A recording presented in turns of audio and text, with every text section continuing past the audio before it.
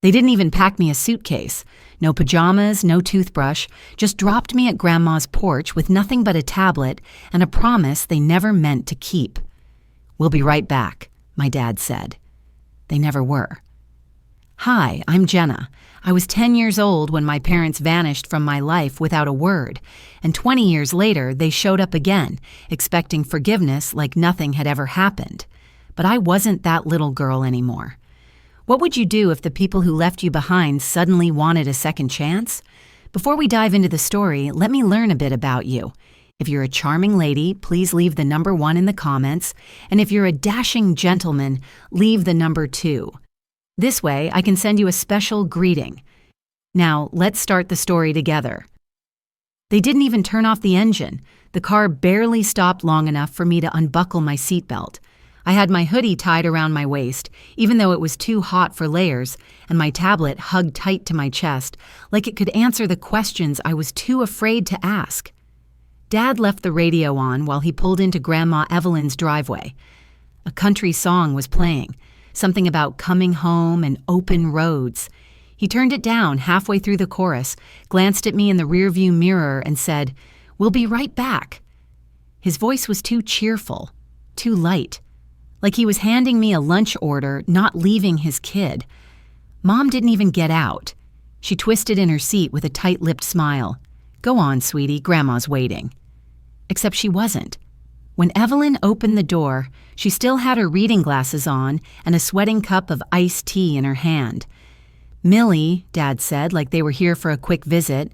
She looked from them to me, back again. That pause, just one beat too long, told me everything. She hadn't known, but she didn't ask. She didn't scold or demand explanations. She just shifted her weight and pushed the screen door wider. I stepped inside, the cool of her hallway swallowing me up. The air smelled like lemon floor cleaner and leftover stew. My sneakers squeaked against the linoleum as I hovered, uncertain. Behind me, Mom's voice floated in, already halfway down the porch steps. "Be good, honey." Then the car pulled away. No hugs, no eye contact, no bag. The taillights disappeared down the gravel curve of sycamore trees. I kept watching long after they were gone, half expecting the red glow to turn back. It didn't. Evelyn offered me a tuna sandwich. I shook my head. She didn't push, just returned to her crossword, pencil tapping like a clock. I sat on the edge of the couch, legs dangling, fingers fidgeting. My tablet buzzed once. Low battery. I didn't plug it in. When the sun started to dip, she showed me the guest room, or what used to be a storage corner. Wrapping paper rolls leaned in one corner, and an old puzzle box with a missing lid sat near the window. The bed was a twin frame with a stiff quilt that smelled faintly of peppermint and dust. "No toothbrush?" she asked as she passed the doorframe. I shook my head again. She sighed, rubbed her temple, and walked off.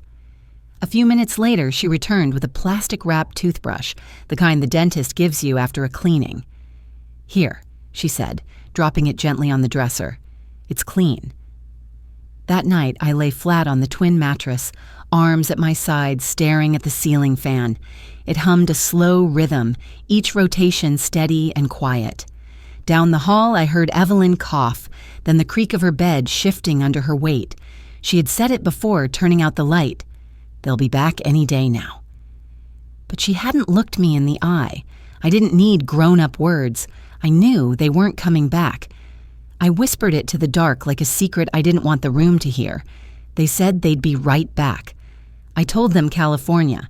It sounded far enough, sunny enough, grown up enough to explain why my parents weren't around. They had to move for work, I'd say, keeping my voice light. It's temporary. That word, temporary, fit nicely in my mouth, even though I had no idea what it really meant anymore.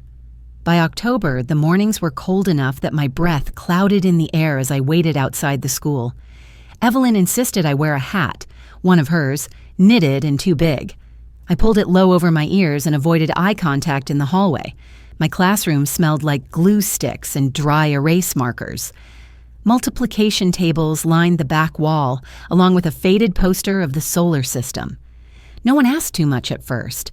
Maybe they assumed things. Maybe they just didn't care. Mrs. Kenner called my name during roll on that first Monday, paused for half a second, then moved on when I didn't offer anything else. At lunch, I sat across from Lily Ramirez. She was the kind of girl who chewed on the end of her pencil and liked to collect erasers shaped like animals.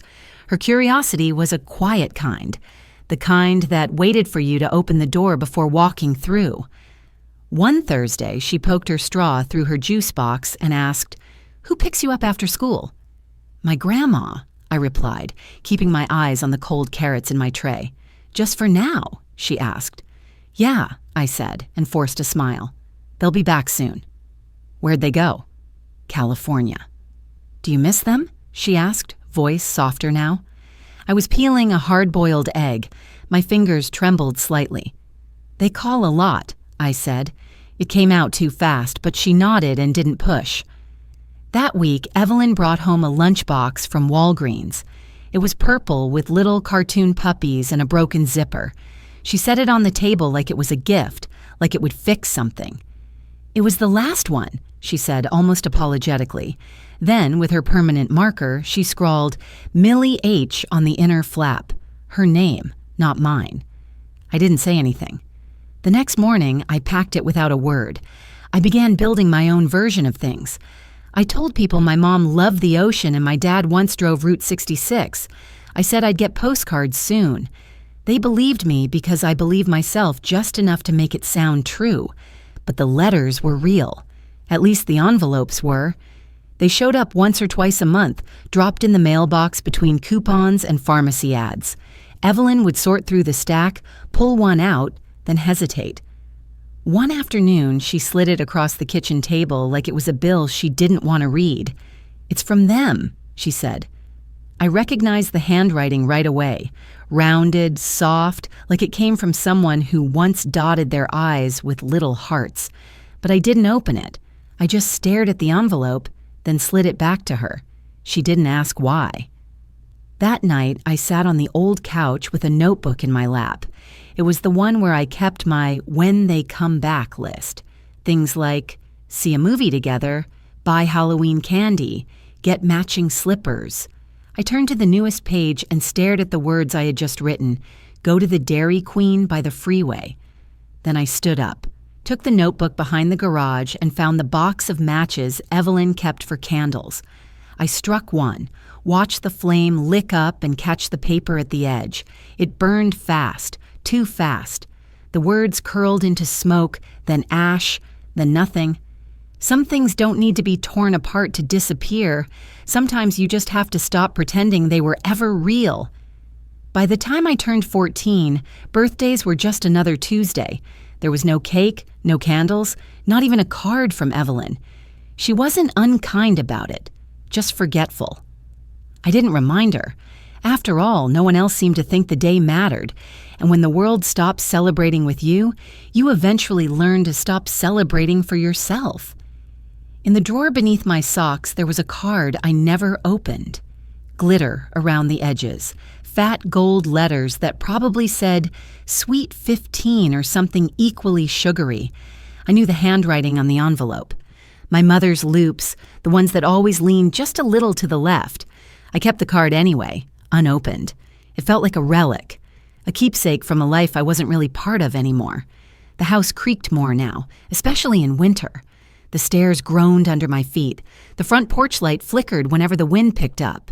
One afternoon, I grabbed a screwdriver and replaced the loose bulb. Evelyn watched from the hallway, her hand on the wall for balance.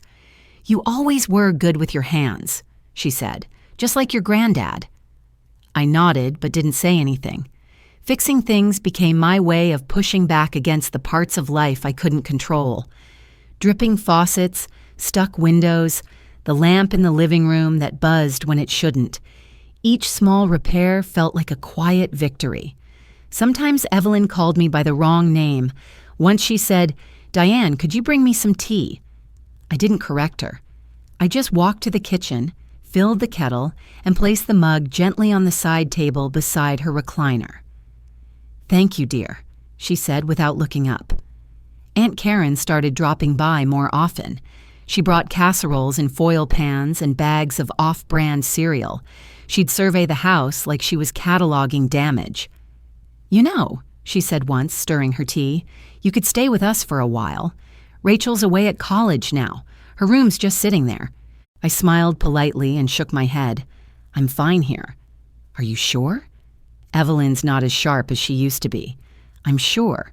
She meant well. She always did. But good intentions don't always lead to good understanding. Parent-teacher night came around again. I walked the halls alone, nodding at familiar faces. Teachers smiled a little too hard, spoke a little too softly. No one asked why I was by myself. I was used to the silence by then. That weekend, while reorganizing the cabinet under the bathroom sink, I found it, the old notebook. The one where I used to write down everything I thought we'd do when they came back. Pages filled with childish loops and hopeful lists. I took it out to the back steps that evening, the air crisp and still. I tore each page out, one by one, fed them to a small flame in the tin dish Evelyn used for ashes. I didn't cry. I didn't feel lighter, just quieter. Inside, the house was warm. A casserole dish sat on the counter, half eaten. The lamp I fixed hummed peacefully in the corner. I sat on the couch, folded my hands in my lap, and let the silence stretch. The phone rang. I didn't move at first, just watched the light on the answering machine blink red. Then came the voice. "Hi, sweetheart. Just wanted to check in. Hope everything's okay." I closed my eyes. The sound of her voice didn't sting the way it used to. It just felt distant, like a song from another room, familiar but no longer mine. They arrived late, just as the second hymn faded and the organist shuffled her sheet music. I felt the weight of the back door creak before I saw them. It was more a shift in air than sound. When I turned my head, there they were, my parents, slipping into the back row like ghosts who'd forgotten they used to live among the living. They wore rain-soaked coats and the kind of grief you buy last minute. Diane's shawl clung to her shoulders, damp at the edges. Mark looked smaller than I remembered, like someone had turned down the brightness on his whole body. Neither of them made eye contact. Evelyn used to say, "Some folks only show up when there's food or grief." This time it was both. The fellowship hall had been stocked with lemon bars and cold-cut sandwiches, the kind people bring to funerals when they don't know what else to do. I stayed seated after the final hymn. The rest of the church moved like a soft tide toward the folding tables and styrofoam cups. I watched their backs, the way some glanced sideways, pretending not to look. Even the church lady, Mrs. Bloom, who always wore cardigans with holiday pins, avoided me. She busied herself with the punch bowl, stirring a ladle that didn't need stirring. Then I felt a presence beside me, the sound of cautious footsteps on the carpet. Diane stood there, arms already open. I didn't move. She hesitated, then let her arms fall back to her sides. "You look well," she said, her voice sticky sweet, trying too hard to sound soft. I stepped back a fraction, just enough to make the space between us mean something. She blinked quickly and reached into her purse. "We brought this," she said, holding out an envelope, a sympathy card. I took it without a word. Mark approached with that same helpless shrug I remembered from long ago, when he didn't know how to parent, how to explain, how to stay. "You're doing okay?" he asked, voice flat. "Been thinking about you." "You didn't show up for any of the days that mattered," I said calmly. Not loud, just enough for the syllables to land. His lips pressed into a thin line. He began, but the words collapsed in his throat. He looked down at the floor. Diane shifted again, reaching out, then stopping herself. "We've missed you." I looked at the card still in my hand. I didn't open it. I didn't need to. 18 years, I said. "You just didn't notice." Mark straightened his coat. "You can't just erase us." My eyes met his for the first time. "You did it first." He flinched like I'd slapped him, but I hadn't moved. Aunt Karen approached from the side, sensing the tension. She placed a gentle hand on my elbow. "Everything all right?" she asked, but her tone suggested she already knew it wasn't. I'm heading out, I said. My voice was steady, legs heavier than they should have been. I didn't wait for a response. Outside, the drizzle was light, but insistent. The kind that soaked slowly, whispering into fabric and skin. I clutched the unopened card like it weighed more than paper. Aunt Karen followed me out, holding an umbrella she hadn't opened yet. She didn't say anything, just stood beside me as I stared at the gravel lot, the yellow leaves sticking to puddles, the sky hanging low like an unasked question. "Thanks for standing next to me," I said, barely more than a breath. She nodded. "You handled that better than most women twice your age." I didn't feel like a woman. I felt like a girl who'd waited 18 years for someone to come back. And when they did, it was too late to matter. The umbrella finally opened with a soft pop. She held it over both of us as we made our way to the car, the envelope still tucked inside my damp coat pocket, unopened, unnecessary. I gave them 1 hour. Public place. No surprises. That was the agreement. If they wanted to talk, they'd get exactly that. 60 minutes in a booth with cracked vinyl and sticky syrup bottles. Denny's off I-94 hadn't changed in decades. The neon flickered half-heartedly, one letter in the sign sputtering in and out like it was unsure it belonged. The smell inside was a blend of old fryer oil, overcooked eggs, and burnt coffee. Familiar, in a way that made your chest tighten before you even sat down. I arrived 10 minutes early, slid into a booth by the window, and ordered a cup of black coffee I had no intention of drinking. The waitress was young, barely older than I was when they left. She gave me a tight smile and a paper menu laminated so many times it felt like plastic. 5 minutes past the hour, they came in. Diane led the way. She wore a floral blouse that looked like something from an old photo album, the kind you wear when you're trying to remind people of softer times. Mark followed, tugging at the collar of a polo that didn't quite fit right. They looked around awkwardly until they saw me, then made their way over with the kind of hesitation you'd expect from people walking into a courtroom, not a diner. "Sweetheart," Diane said, sliding into the booth across from me. I didn't respond. I kept my eyes on the coffee, the steam long since gone. Mark cleared his throat. "You look good." I nodded once. The waitress returned. "Can I get you folks anything?" They both declined. Of course they did. They hadn't come for food. Diane folded her hands in front of her like she was about to say grace. "We just wanted to reconnect, to explain." "You've had years," I said. My voice wasn't cold, just quiet. "We were young," Mark said. "Things were hard. We didn't know how to handle—" "You were 35, I interrupted. "Old enough to know how to stay." He blinked. Diane reached across the table, fingers grazing the salt shaker. "Grandma said she could help. She offered." "She did help," I said, sharper now. "She did everything you didn't." Diane flinched. "We sent cards." "Cards," I repeated, almost a laugh. $20 and no return address. That's not parenting." Mark leaned back in the booth, arms crossed, jaw tight. "You can't keep holding on to the past forever." "I'm not holding on," I said. "I'm letting go. That's why I'm here." The silence that followed wasn't heavy. It was hollow. The kind of silence that echoed, even in a room full of clinking cutlery and quiet chatter from nearby tables. I reached into my wallet, pulled out a $5 bill, and slid it under the rim of the untouched coffee cup. "This is all I owe you." Then I stood. Neither of them moved. Diane's eyes shimmered, but no tears fell. "We still think about you." "Thinking about someone isn't the same as being there," I said. "You've already used your words. I'm done listening." As I walked toward the door, I felt the air shift behind me but didn't turn around. The bell above the entrance jingled as I pushed it open, its cheery chime completely out of place. Outside, the wind came hard from the west, slicing through my coat like a warning. I zipped it higher, shoved my hands deep into the pockets, and kept walking. The cold didn't bother me as much as I thought it would. Maybe because I'd already spent so many years building a life in its shadow. Sometimes the cleanest endings aren't loud or dramatic. They're just a quiet refusal to keep repeating the same script. Some people chase closure like it's something that comes wrapped in the right sentence, spoken at the right time.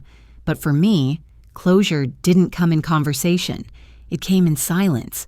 The kind that hums quietly beneath everyday sounds, the click of a light switch, the creak of warm floorboards, the breath you take when no one's watching. The kitchen walls are sage green now. I picked the color myself, something soft and calm, the opposite of what the room used to feel like. I hung the curtains last week, hand-stitched hems, nothing fancy, just enough to make the window look like it belonged to someone who stayed. The lamp in the corner no longer flickers. I rewired it one Saturday afternoon with the help of an old YouTube video and some trial and error. The bulb clicks on steady now, no stutter, no buzz. It lights up the reading chair where Evelyn used to sit with her crossword puzzles. Aunt Karen called this morning just to check in. Her voice was softer than usual. "You doing all right?" she asked. "I am," I said. And it was true. The mailbox had one letter today. No return address, but I knew the handwriting. The loop in the P, the slight slant to the right. My father's. "We're getting older," it said. "Please, let's talk." I didn't tear it up. I didn't write back. I just folded it once, then again, and slid it into the drawer with all the others. There's a quiet kind of power in deciding what gets answered and what doesn't. That evening, I stepped out to the backyard. Snow had started to fall, soft and slow. The fire pit sat where I'd left it, circled by patio chairs from one of Karen's old garage sales. I brought a blanket and a mug of tea, chamomile with a bit of honey, the way Evelyn liked it. On my lap was a notebook, the last one. It wasn't the original "when they come back" list. That had burned long ago. This one was newer, filled with lists of things to fix, groceries to buy, ideas for garden boxes in spring. I turned to the last few pages, scribbled thoughts, nothing urgent, and tore them out one at a time. The flames took them gently, curling the paper into quiet ash. I wasn't angry, just done. The fire crackled low, its warmth steady but fading. I whispered into the cold air, not expecting anyone to hear. "I'm not lost. I just stopped waiting to be found." Inside, the house was warm. The heater hummed to life as I opened the back door. My tea still steamed on the kitchen counter, right where I'd left it. I took a sip and stood by the window for a while, watching snow gather on the porch rail. The light above the sink glowed soft and even, no flicker. The clock on the wall ticked with quiet purpose. This was my home now, not because someone left it to me, but because I stayed. I repaired. I chose to live here, not in the hope of someone's return, but in the peace of my own becoming. The house is quiet now, but it doesn't feel empty. Every corner I've repainted, every drawer I've reorganized, carries a piece of the life I chose to keep for myself. I used to think closure came from other people, an apology, an explanation, a door reopened. But sometimes, peace comes not from waiting to be found, but from deciding you were never really lost.